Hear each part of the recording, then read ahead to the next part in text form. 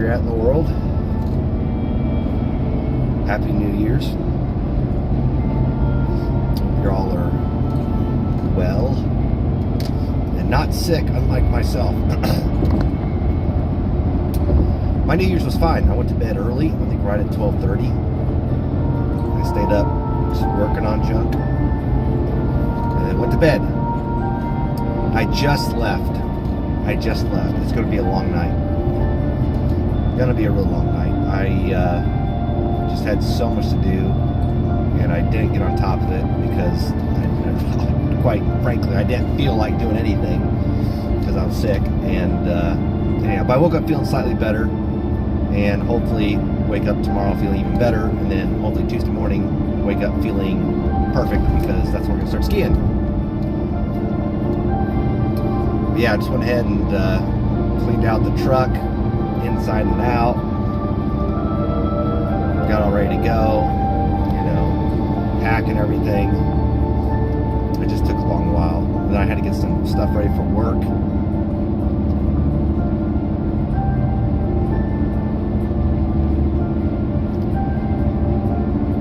So it's been busy.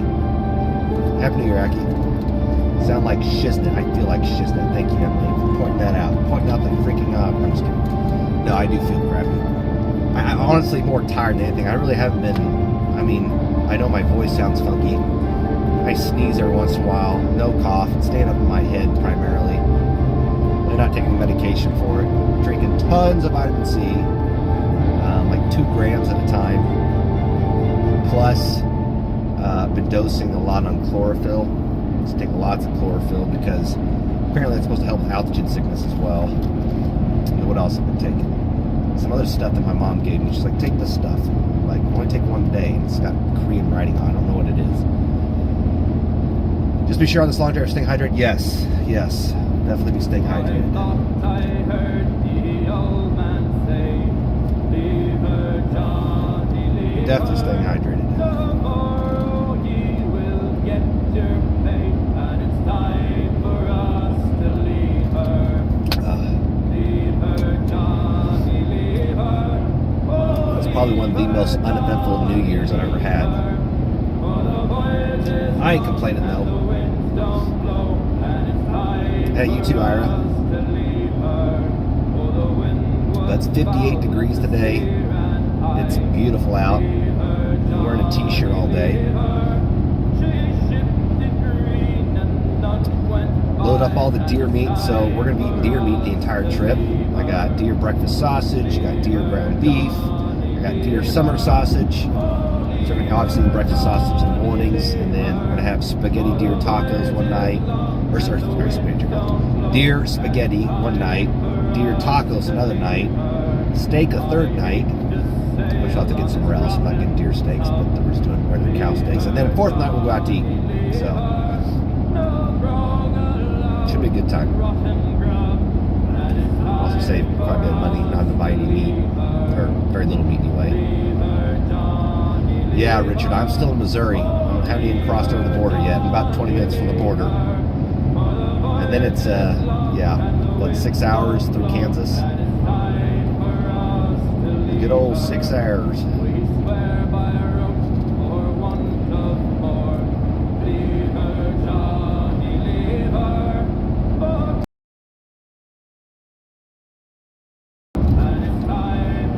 Hey, you too, Fredo.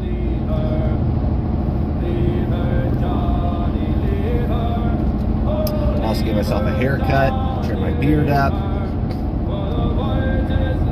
finished laundry, rebuild my emergency car vehicle emergency kit. So things like my med kit, jumper cables, tow straps, regular straps, road flares, heat packets, water filtration, trash bags, tape, tools. What's up, Colby? Everything you should have in your vehicle at all times. The only thing I don't have is my little mini jump starter. It ran out of battery and I couldn't find the charger, so. Yeah, Fredo, right. Gotta look my best. Also, stayed up till 4 hours last night transferring to this guy. This is an iPhone 14 Pro. I made the switch, chat, and that was not an easy process. They make an app supposedly that transfers everything over. It doesn't transfer everything over. So I might as well just start from scratch. It did transfer my photos. But hey, Colby, did you get the Max, Colby? I'm glad I did not get the Max. I just got the regular iPhone 14, and I'm so glad for it. I can handle it better, it fits in my hand better. You know, I'm really liking the 14. And this case is by far the best case I've ever owned. It's called the from Rockform, ROKFORM, and get on Amazon. These things are freaking awesome cases. It's a very sturdy case, super magnetic, sticks to everything. You don't have any problem with keeping it on anything. Anything metal will stick to. It's awesome, and it's got a really sturdy phone. When you put it on the phone magnetic mount, it works really well. You like the Max, Colby? Yeah, I didn't go to Max. I just went straight regular there, because the camera was the same. The only thing difference between the Max and the regular was the size. In the past, if you got the Max or the Ultra or anything like that, you got a better camera.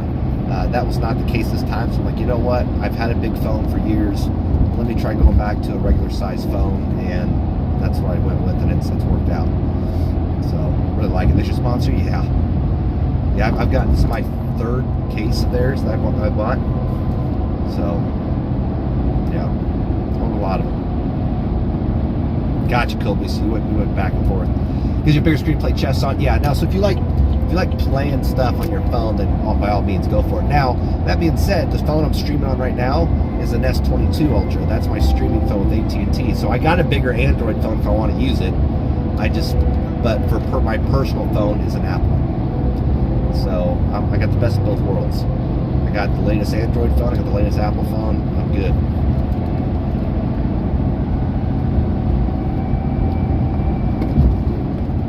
Glad you're here. Yeah, to the dark side, right? Dark side.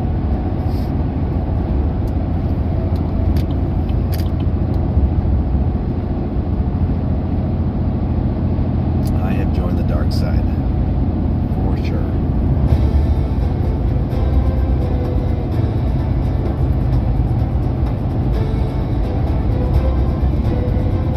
Tesla's going back up. Uh-oh. Oh, frick, that's what I meant to do. I need to start a bank transfer to buy a bunch. Well, not a bunch more, but I was going to buy another big chunk of Tesla beans after the first. And so, which, by the way, guys, you have till April 15th to invest into a Roth or a traditional 401k retirement program for the year 2022.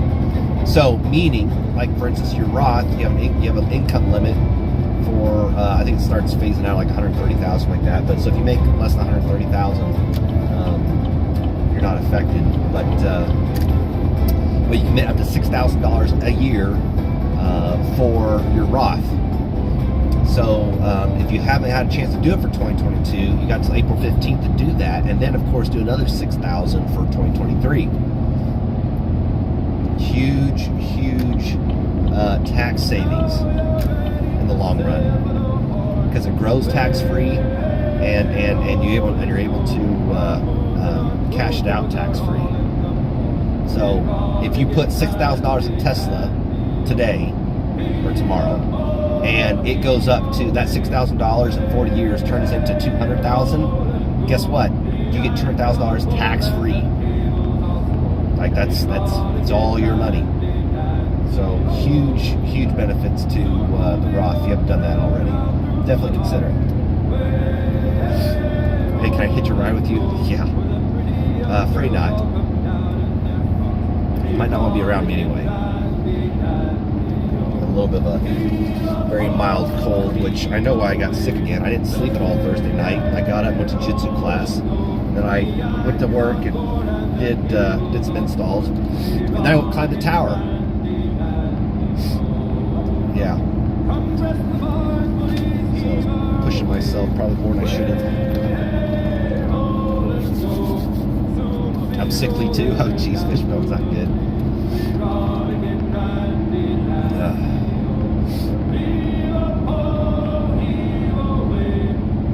Whereabouts are you, Fishbones?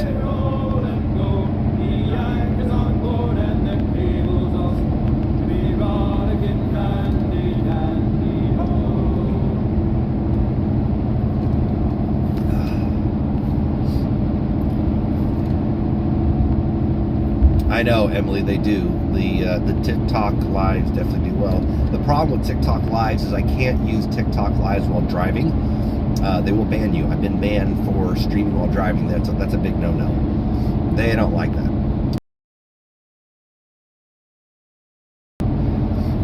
But yeah, nothing to do with the nasty stuff you get with all the sweat, BJJ. Yeah.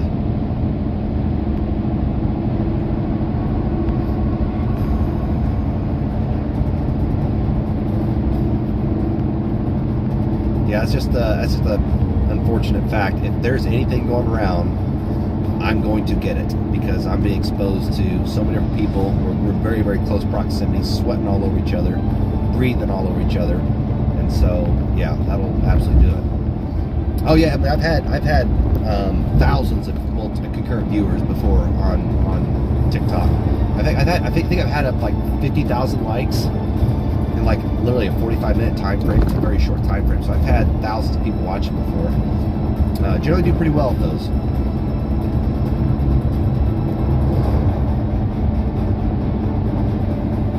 Ew, gross. Hey, I get it. You know, BJJ, a lot of people's disgusting. I get it, but hey, it's just part of the game. It's not as bad as like doing no gi or wrestling. I don't think.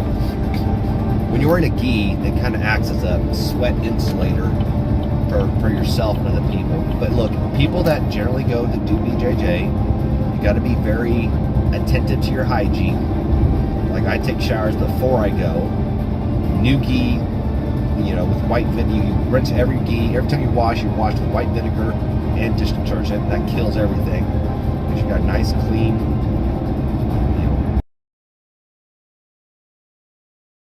every day. I bleached it myself. You drench that thing in bleach. Fredo, you ain't wrong. So one of the things I do, because I get like that stream I did the other day on the tower, I got like 200 or 300 followers off that one stream, and I'm just curious, like the kind of people that follow me, or I'll go and look up. I'll kind of be a little, sneaky and look up the people that I responded to in chat, and just kind of see who's following. There's a particular demographic that I do seem to unknowingly cater to, I guess. It's very odd to me. What's up, Drunken? But you others do the same? Yes, Fredo. Like the coach is very, very quick to make note of, if you got something going on. Okay, gal, look, this is crazy. This gal's going so slow.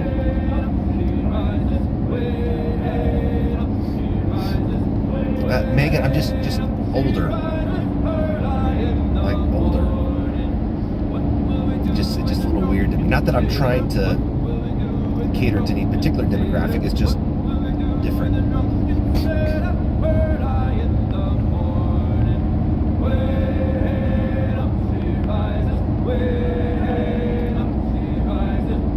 Let's see, it's 4:30. Let's see what.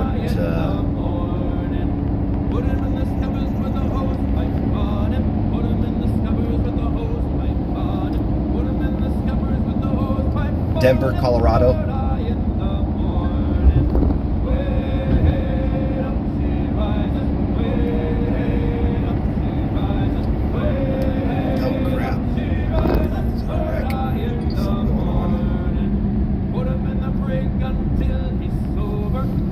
What's up, Jelly Bean? Happy New Year's to you as well. Boomers relate to other boomers. I'm not a boomer, though.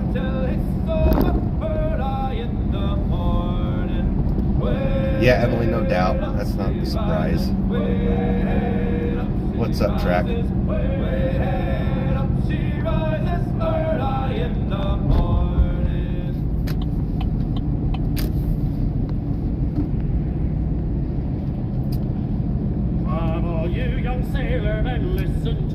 Holy these shanties. I didn't realize these shanties were all on the Assassin's Creed soundtrack, so I can listen to it without getting in trouble.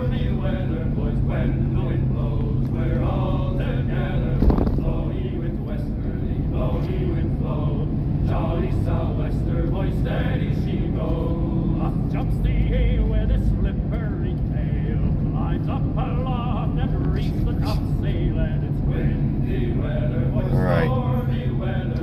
It's the first time I've loaded up Google Maps on this daggone phone.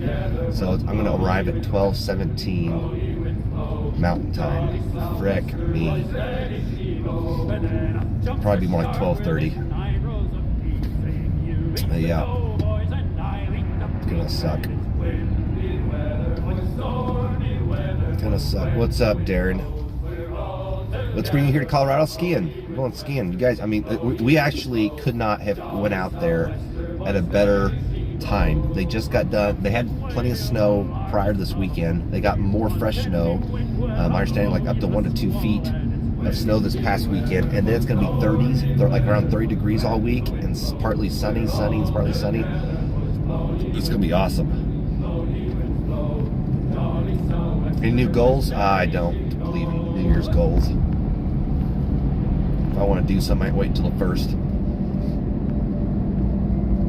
And so I've already, whatever goals I wanted, I've already had. But yeah, I definitely I've been training a year at BJJ, and I'm ready to start competing. I feel like so. I want to start doing that.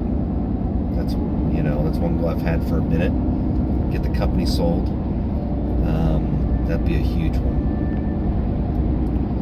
Getting this company sold will be I can't tell you how much of a load off my plate and off my mind having the company sold will be for me. So looking forward to that.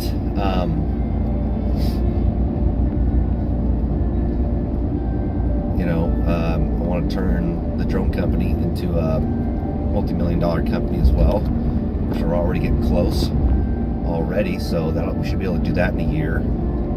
I don't know if we'll end up selling that company. Yeah, I'm going to Colorado right now. Oh, geez, Drews. Networks, 2 concussions, man. You got some a-holes for trading partners, or you've been going at it too hard, or both. More streams the company sells too. Yes, there will be more streams than the company sells. I need to simplify my life.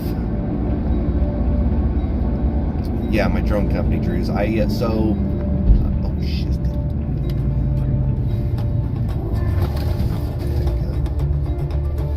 A cooler just slammed into the back of the truck bed.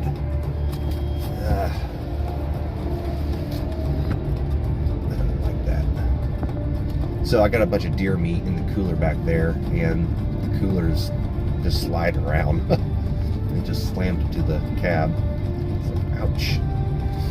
Drone company going out too hard. Yeah, so if you guys, let me do a little brief overview of the past, how long has it been? Almost 7 years of my life.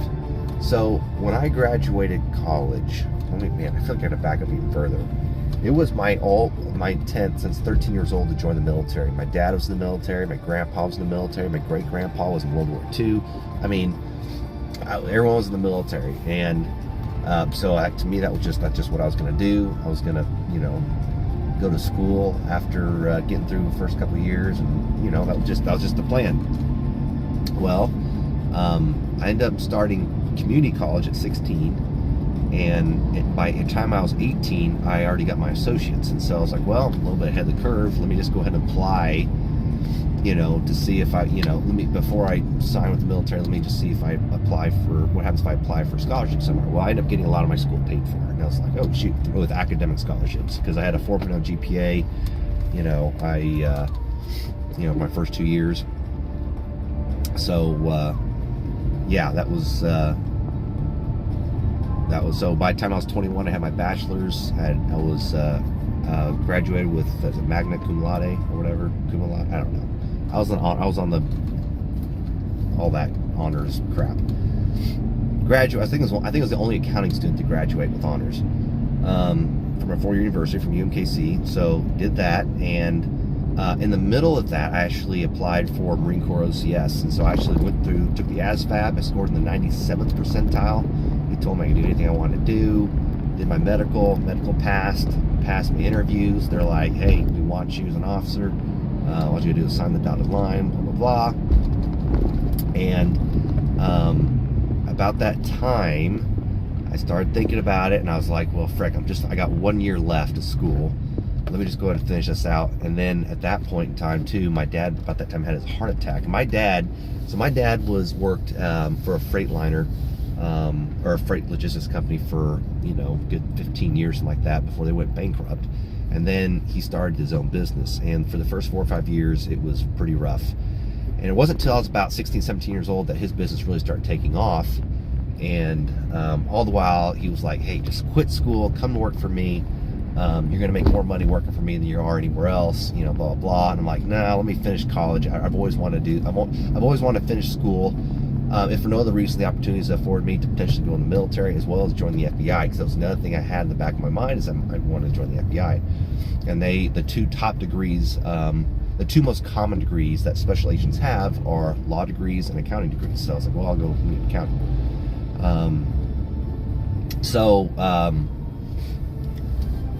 Did that, but again, my dad had a heart attack about close when I was getting ready to graduate, and so I was at that point. I had been involved in my dad's company since I was about 16 years old. I working in the warehouse, doing the bookkeeping, doing invoicing, starting doing management. All through college, I worked as a lead underneath one of my dad's managers, all through school.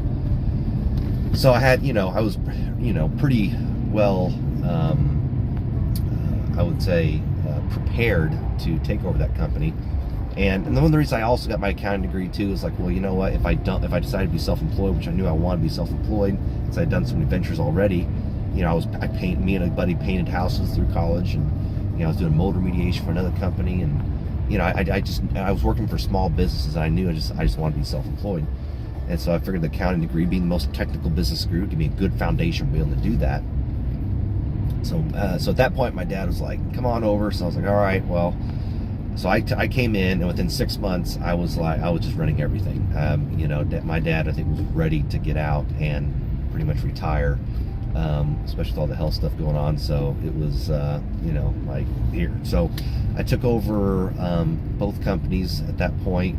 And then ended up starting 2 others underneath that umbrella, and we went from 20 employees to 120 employees in the 4 years that I took over. So I was traveling all over the place. We were, we're doubling, tripling sales on some of the companies, and I was just lived, ate, and breathed that company. So did that, and it was pretty cool. It was pretty cool opportunity, and all the things I learned, all the experience I got was huge for setting me up for later. So at that point, I was like, all right, I have 3 younger siblings, none of which were involved in the company, but I was like, I just turned this company from a 6-digit company to a 7, if not 8-digit company, and I could potentially do this and keep on going and make it worth even more and be even bigger, generate even more income. I'm like, I don't know if I want to do that, because yes, at some point I'm going to inherit, part of this company, but I'll never own it. Like I'll end up having to buy it. If I wanted to own it, I'd have to buy it from 3 other siblings that had nothing to do with it. Because that's their, to be fair, it's my dad's company, and they're entitled to a 1/4 of that. There's 4 of the kids. So I was like, I don't know if I want to spend my life building up someone else's company, right? I'd rather, not that I want to be lazy or anything. It wasn't so much about the money. It's just, I just don't have any ownership in it, right? It's not my company. I'm always sharing it. And so I didn't want to be caught and cornered that way in the future. So I was like, you know what? I'm going to quit. And I believe you me, I had friends and family telling me I was crazy for doing that, because I was making really good money. And I had the potential for even that year, my salary would have doubled. But it wasn't about the money to me. It was, I didn't want to spend my life building up a company only to have to go into debt for another 15, 20 years to buy the company from my siblings. I'd be 50 some years old by the time I would own it. It's like, this is silly, this is stupid. I don't want to do So I left, and at that point, about a year prior to that, that's when Cody, who I'd known for years, was always talking to us about freaking bounty hunting, all the crazy stuff he was doing. So I think it was that October before I quit, I went ahead and got my license, not anticipating going into working as a bondsman. I just wanted to get my bounty hunter's license, so I just go hunt because I thought that was cool. Got my license, and then Cody heard that I was quitting. He's like, well, hey, do you want to go, be a bondsman and actually write some bonds? I get you on call. And I was like, with Kevin. I said, well, sure, frick, why not? So that January, I went ahead and started on call.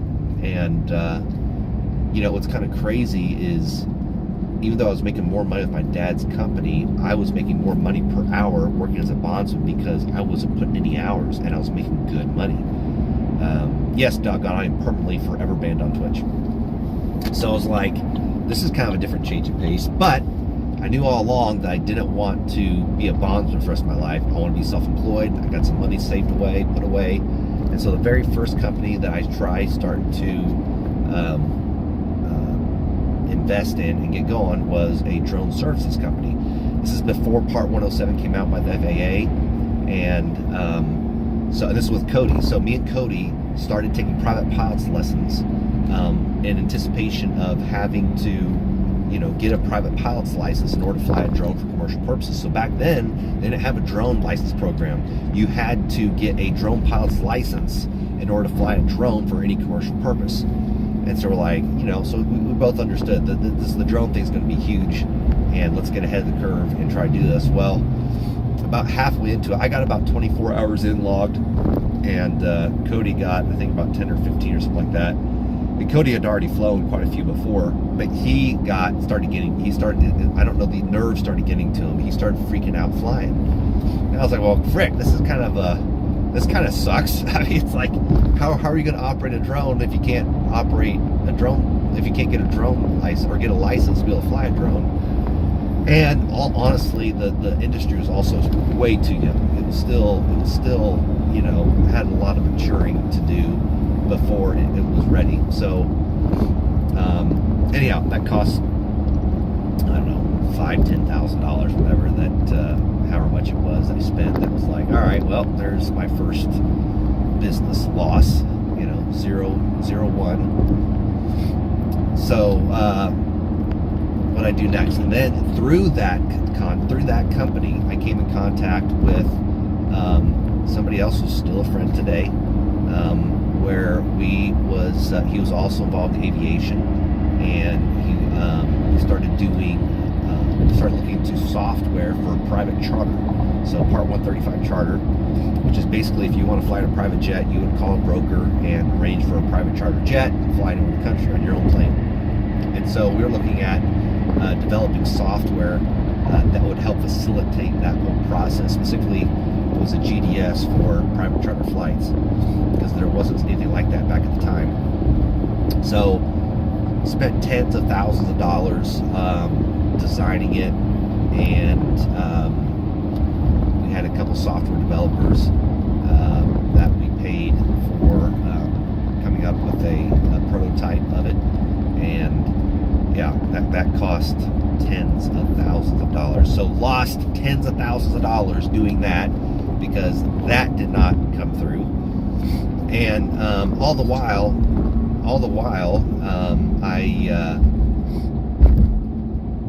let's see, what did I do?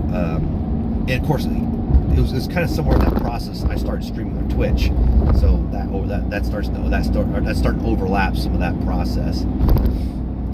So I'm like, all right, crap, now what I'm gonna do, And so streaming kind of started taking off. I started making relatively decent money on Twitch, and I was trying to figure out what business I wanted to do next. And I had a couple different ideas, but the one thing that came to the surface was starting a WISP.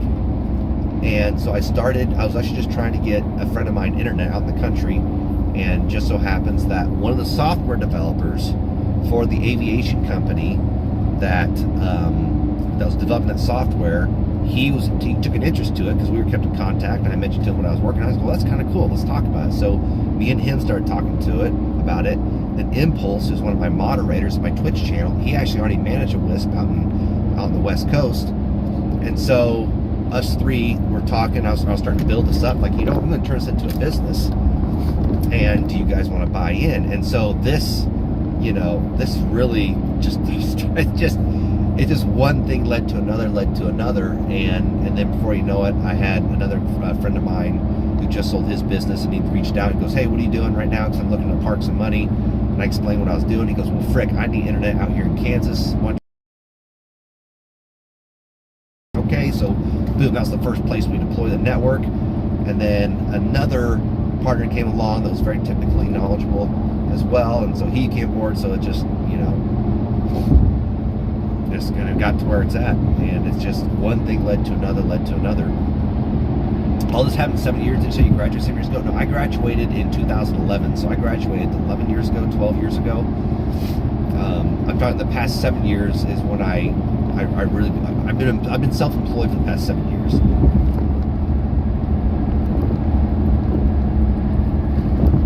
So all that being said,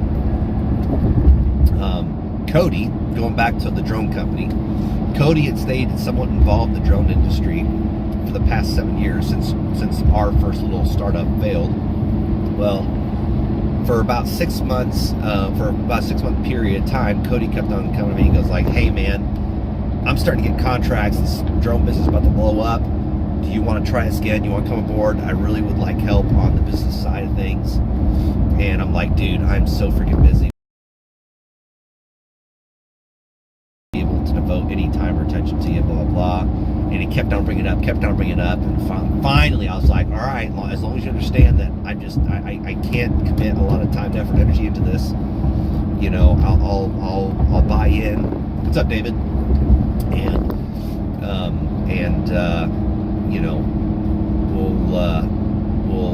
We'll see what we can do with it, and I'll be there, as kind of on a business strategy, business administration side, doing all the bookkeeping, all the accounting, taxes, stuff like that. And it just started blowing up.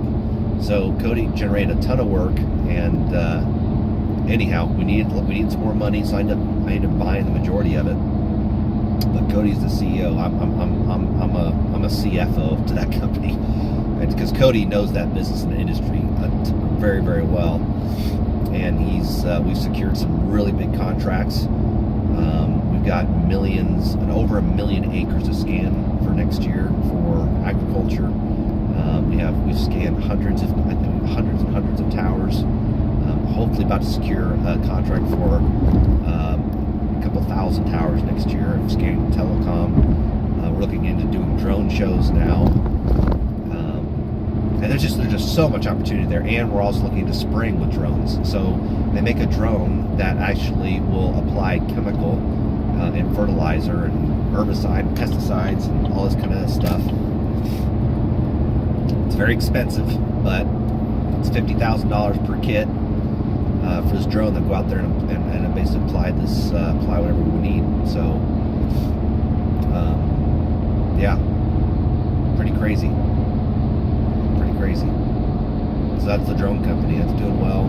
We have no debt. We're generating money, and we're only in year one, basically year 1.5. So, which is not typical. Most of your businesses and whatnot do not make money for the first 3 years. So, yeah, Drews, it's pretty crazy. I'm very, very blessed. I've been, right place, right time, and it's just kind of funny how these different little things led from one thing to the next to another, and it's just you can't. It's stuff you cannot generate opportunity, but you can position yourself for it. Is how I would phrase it. How fast that kit pay for itself? So it depends on how much you charge per acre. So right now we're in contacts with one of the larger fertilizer applicators in the state. Because as you can imagine, there's a lot of licensing involved with buying chemical and spraying and all kind of stuff. But we'll be able to generate quite a bit of money on it, because you got to think what's with the drone industry. What's crazy, going to be crazy, is how much work has been overlooked prior to drones. So, for instance, like one thing that you can't do with crop dusting is you can't treat around power poles and wind turbines. I'm going through a bad area. If you can hear me.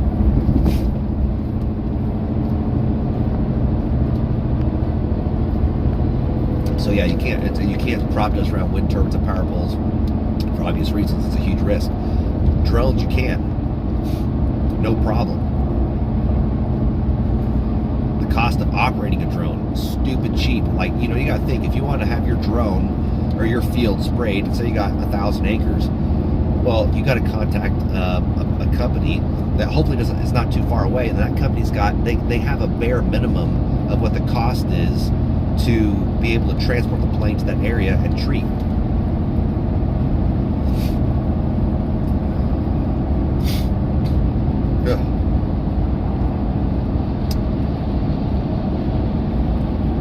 I'm pausing because I see that transmission is unstable and warning.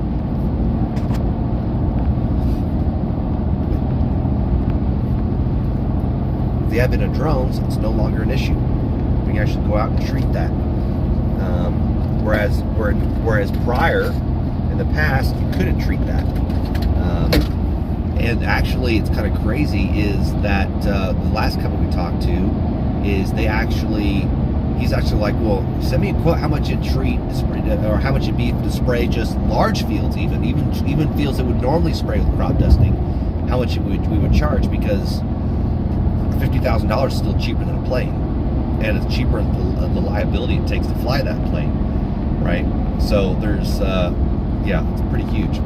Do you guys manufacture the drones yourself? No. So DJI actually came out with a new drone this past year that does that. It's the Agris. If you want to check it out, really cool product. And there's only a couple of different manufacturers that are manufacturing a drone capable of spraying. The other thing you got to do is with the FAA's, you got to apply for an exemption to fly a drone that weighs that much, right? Because I believe it's 55 pounds is the limit for you to be able to drive for the limit of weight for a drone when you're flying it. These drones are quite a bit more than 55 pounds. So when can you submit? Yeah, nah, bro, I cannot appeal to Twitch. My channel's been deleted entirely. I cannot build up another drone or a Twitch stream. So you guys are offering a service software. Drews, the software is pretty widely available. There's a lot of open source software for actually spraying. It's all, honestly, it's all automatic. So don't need to worry. I probably won't need to worry about reinventing the wheel with software. But the service is what we're doing is, and we're trying to figure out how we want to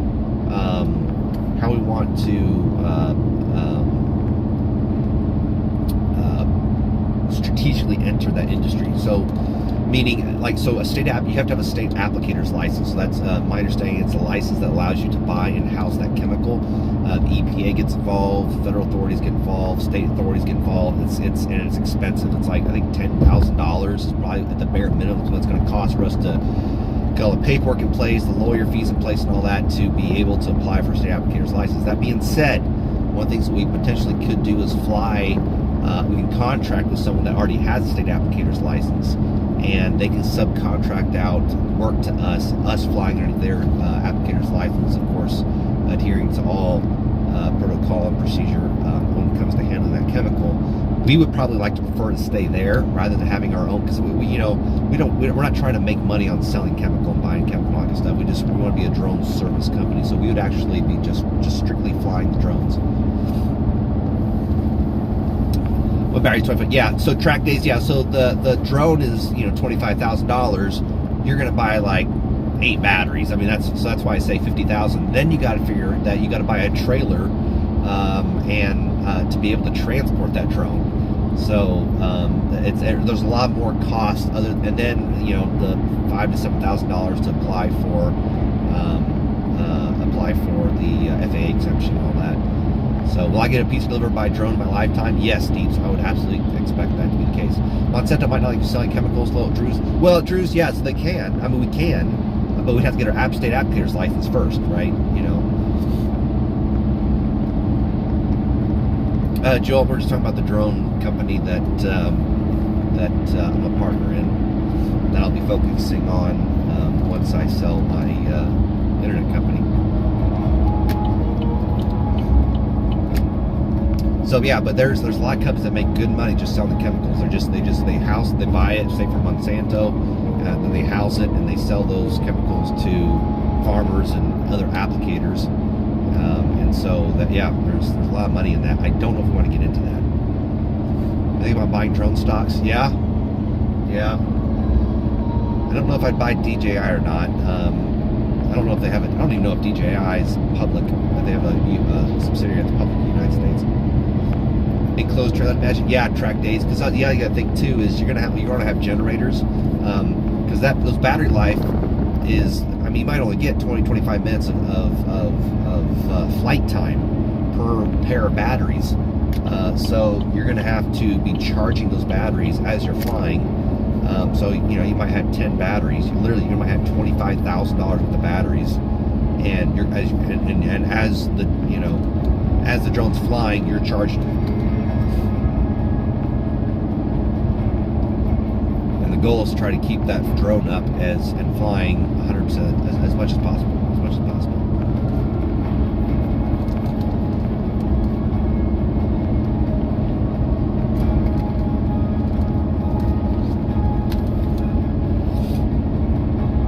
So yeah, there's a lot to that. And then there's the drone shows and everything like that. It's pretty cool. I just saw my first drone shows a few months ago. There's a lot that can be done with that. Or have them charged beforehand also. David, yeah, but the problem is you don't have. I mean, that's a lot of batteries. I mean, you got to think 10 batteries or 5 pairs. Is only good enough for an hour and 40 minutes. I mean, that's not a lot of flight time. So that's why you have to, it's not feasible to have, 50 pairs of batteries. So you just swap them as they're charging. Fredo, no, we had, I think 10 pilots last season. This year we got 20 to 30. So we've had quite a few pilots this past year, and we're going to have 20 to 30 pilots this year. There's a lot of people investing in drone business, especially for entertainment industry, even fires from intelligence flying around. Oh yeah, Ira, for sure. Yeah, there's a lot of different industries that they touch. When you do the scanning with your current drone, as long as it takes to scan an acre. Oh, I mean, one pilot can scan 1,000 acres a day. We've had some pilots scan as many as 1,500 acres a day per pilot. It will take a long time to spray a big field. Actually, not, Drews. I mean, you can spray. I think in an 8-hour period, it's expected that one pod could spray 600 to 700 acres. Quite a bit, all things considered. What's up, Casamite? Whoa, welcome. Glad you found us.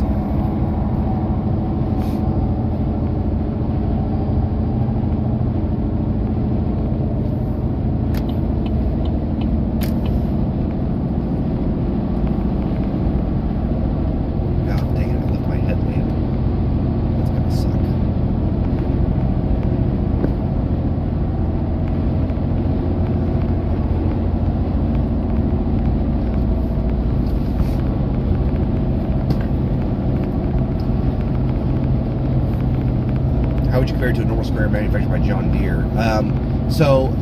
Drew's, the amount of chemical that's sprayed that actually gets to its target, the rate at which is much higher, right? Because you're much closer to the plant. So you're also getting much more even distribution. You're not getting. It's the most efficient. It's the most efficient means of application.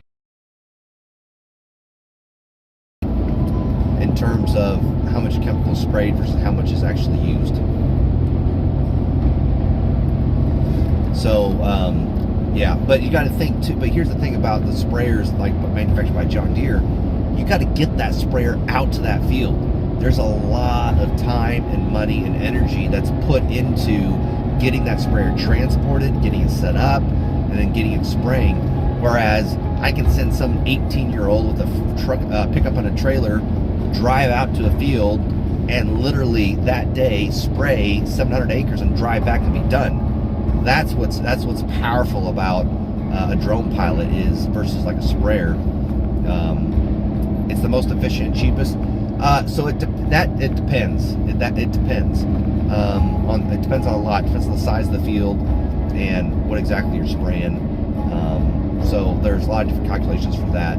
But what we're going to be going after, Drew, is where most of the money's at is in all the fields that would normally be overlooked due to different obstructions like wind turbines and power poles and trees and all that kind of crap. Because here's the thing: if it's too expensive to get a sprayer out there because it's a smaller field, well, we'll take the smaller fields. We'll come in and do it cheaper than what they could do with the sprayer and do it faster and knock out a whole 500-600 field in a day and be done. So, oh yeah, Drew's, you could, just a small trailer. I mean, it's not, you don't need a lot. We're probably just gonna get an enclosed trailer dedicated to the drone. Yeah, these drones are about the size of a pickup bed. I mean, they won't fit in your pickup. If you had a flatbed pickup, it'd probably work.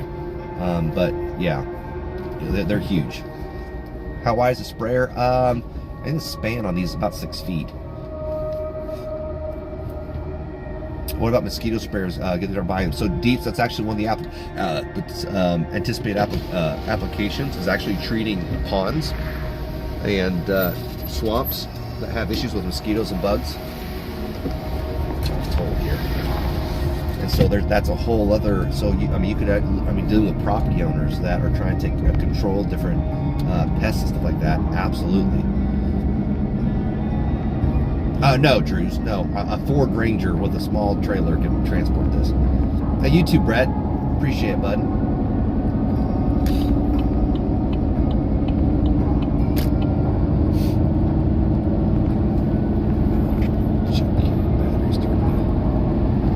Plug up the charger here. Excuse me, guys. I'm gonna have to flip you guys around. Nope.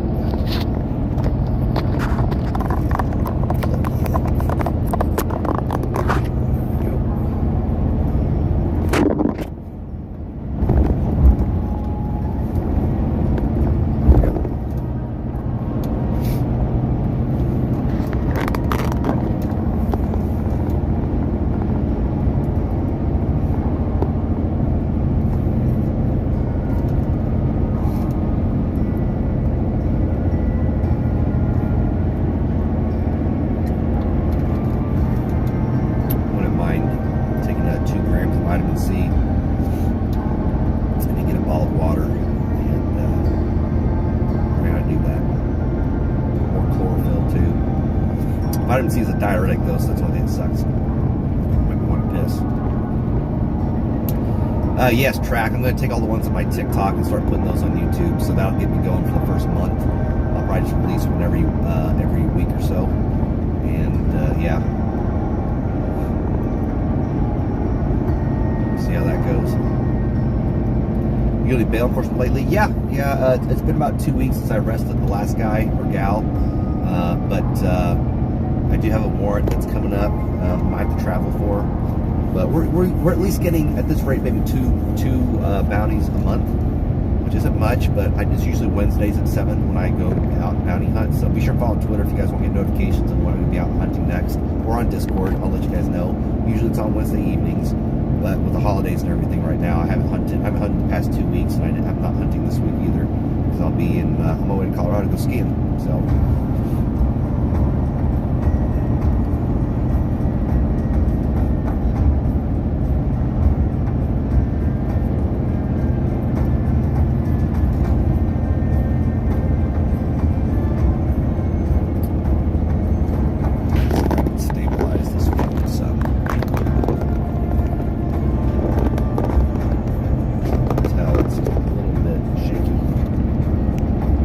On the slopes? Probably not. Nope, probably won't. I did not bring the streaming backpack, and I need to. I don't have Sims for all the modems.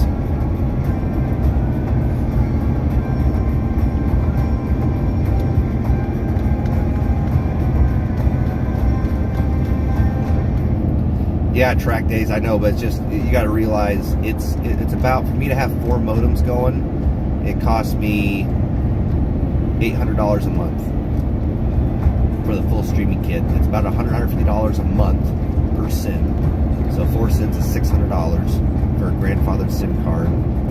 It's almost $200 for Synapse server, and then it's another $50 a month for LiveView LRT encoding. So it's expensive to live stream. I'm not making at this point $800 a month on YouTube or TikTok or any of that. I was making a bit more than that on Twitch, so that I just it was a write-off. Now I don't make enough. I don't make enough. I mean, I might make $50 a month now. On a good month, I'd make $5,000 maybe on Twitch. A slow month, maybe $1,800, $2,000. So I was making enough to where I could justify spending the kind of money. That was my gross. And then you subtract all the expenses of buying crap from that. But now I'm making just a couple $100 a month on streaming. So it definitely sucks.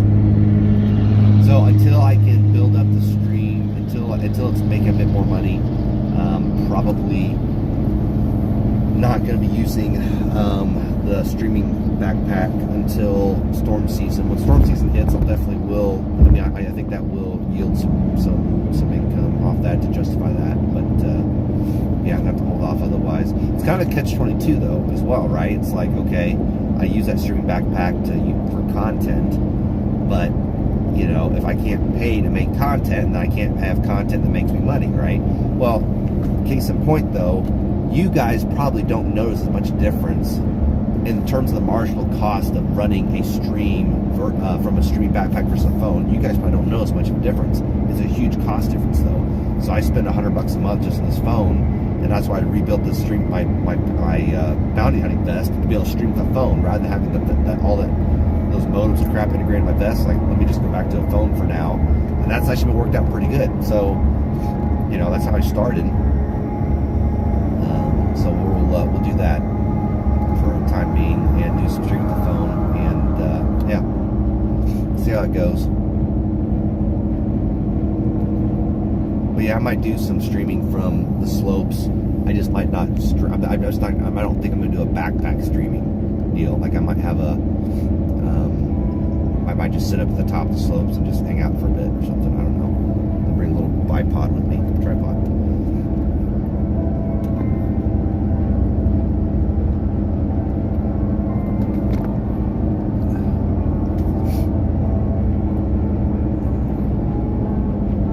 Also going to do a lot of cooking this week, so I'll be streaming a lot of that.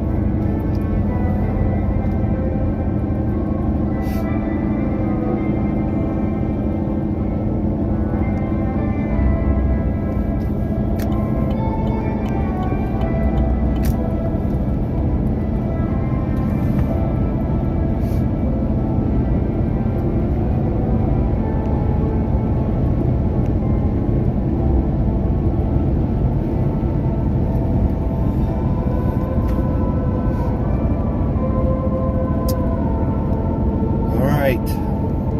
8 hours left. Driving for 40 minutes. I think I left at 4:30, roughly. I imagine it's going to be a long night.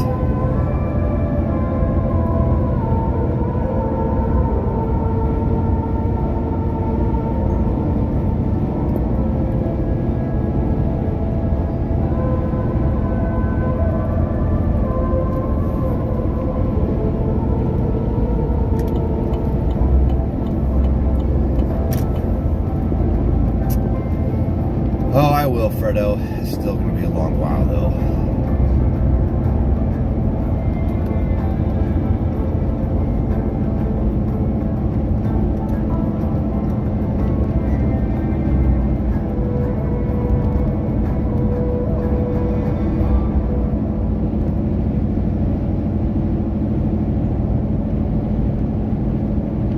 But I don't have to get up early at all tomorrow, so I'll sleep until 8, 9 o'clock.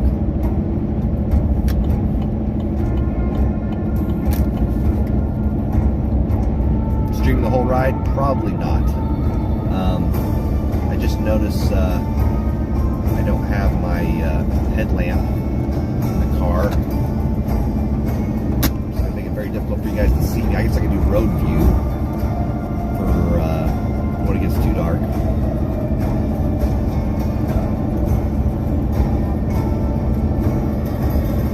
You rent here to bring your own skis. So I do not have my own skis. I do have my own boots though, and my own goggles. So I'm just renting poles and skis. So it's $40 a day. That's really the way to go. I mean, you don't have to worry about transporting poles and skis, and you just go wherever. And that's I think it was $45 a day for their premium skis even. So yeah. And then just use your own boots and your own ski goggles. You're good to go. So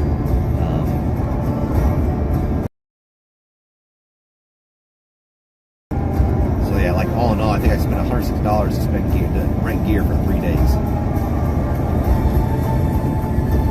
But yeah, Fredo, as far as why I'm driving in today, so I had so many frequent flyer miles because I used to fly literally 2-3 times a week for work, and so I've had a lot of and also all my credit cards for all my businesses are all Southwest credit cards, and I can all have them linked to the same Rapid Rewards account. So I've had a lot of points built up, and so thankfully I was able to pay for 4 different people's 4 different people's flights with all points, and I didn't have to pay anything. Jace, he already lives in Colorado, so you don't have to worry about him flying. I'm driving, and then I got another person's flying on a different airline. But so yeah, and then I'm paying for the car rental for an extra 4-runner, and that way we'll have 3 vehicles between all 7 of us, and then we're all chipping in on the Airbnb. So. But yeah, so everyone's going to start flying in. Dee's, he flew in today. Jace is picking him up today. And then everyone else is flying in tomorrow. Which I got 4 people to pick up from the airport tomorrow, all throughout the day. So we'll just be, I'll just be hanging out tomorrow. I might go to an REI or go to the different stores, just hang out, go pick somebody up, and go hang out, go pick somebody up, go hang out. Probably going to go to Costco at some point and buy all the groceries for the weekend. So I'll do that as well. Which, man, come to think of it, I should have brought the other cooler as well. I just got the one cooler, and there's not a lot of room in it right now, but I guess I can dump some ice out.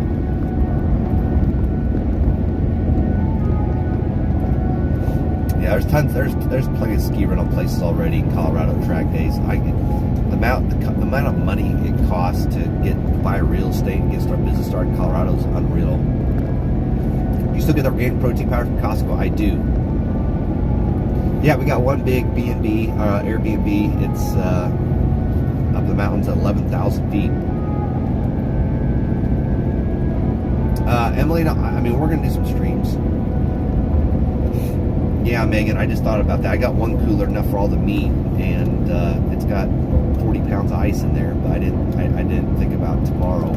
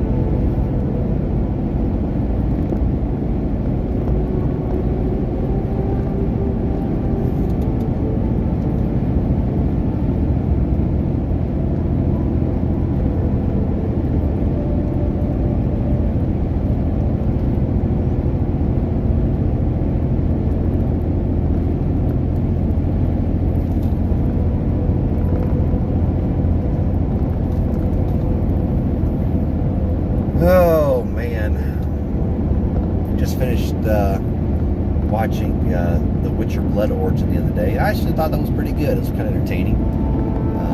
If you haven't watched that, it's a new series on Netflix. Only like 5 or 6 episodes. It's about the very first Witcher, basically. Fredo, yeah, I'm hoping so. So the only thing I got concerned about is there is a thunderstorm coming in tomorrow in Kansas City. So yeah, fingers crossed for tomorrow. And then after that, if everything's fine tomorrow, we'll probably be good for a week. But that's what I'm concerned about more than anything is tomorrow.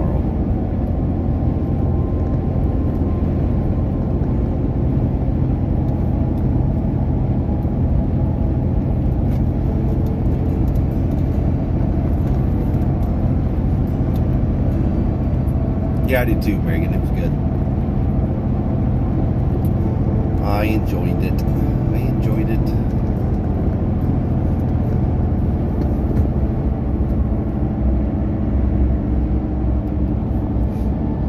What do we do for a daggum oil change one time back from this trip?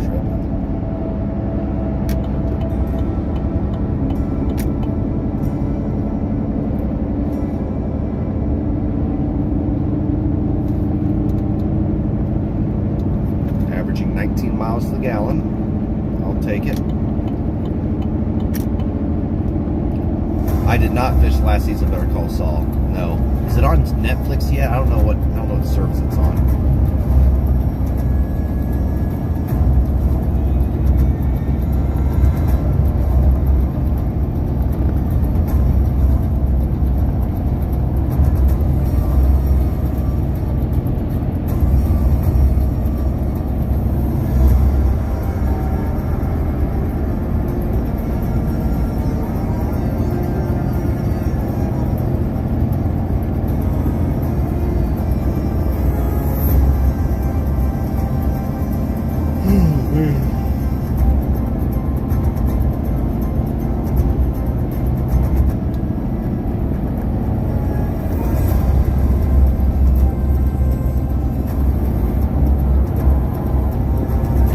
Yeah, Fredo, so far so good. But man, I'm putting the miles on it. I'm going to put up 20,000 miles on already. 30,000? Yeah, 30,000 miles. Jeez. It makes me sick to think how many miles I put on this truck already.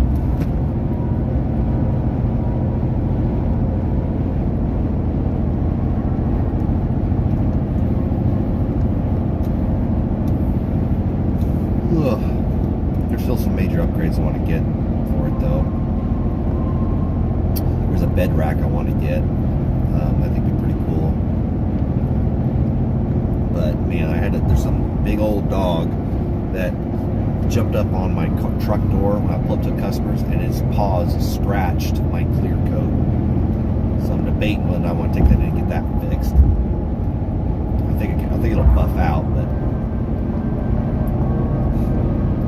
it's frustrating me.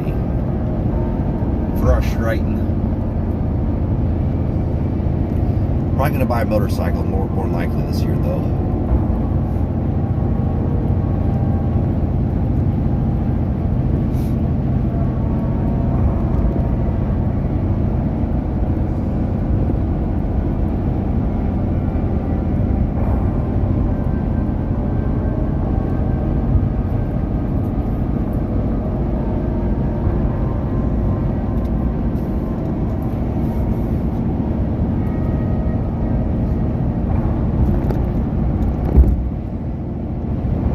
Motorcycle scenes will be pretty cool. That will definitely be pretty cool.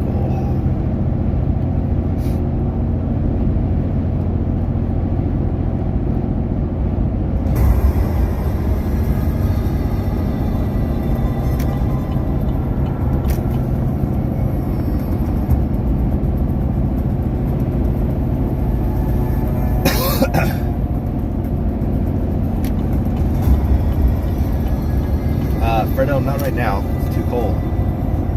Too cold.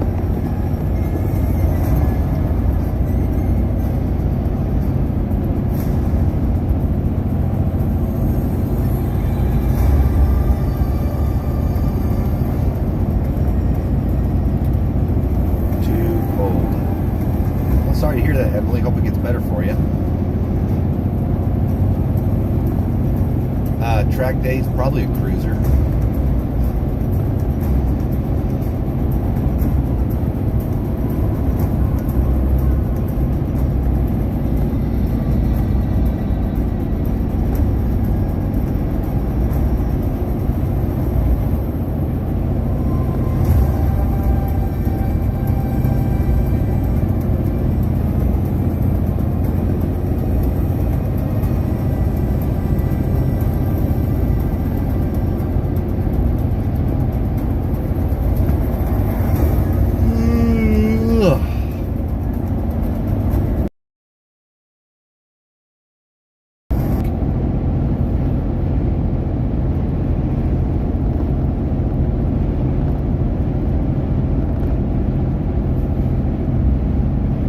Chat. Well, looks like Southwest just canceled a flight for one of the mods, so I gotta make some phone calls.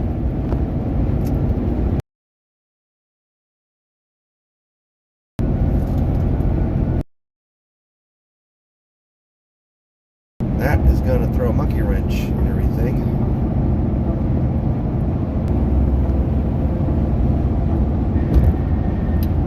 Yeah, we'll catch you guys later. Have a good one.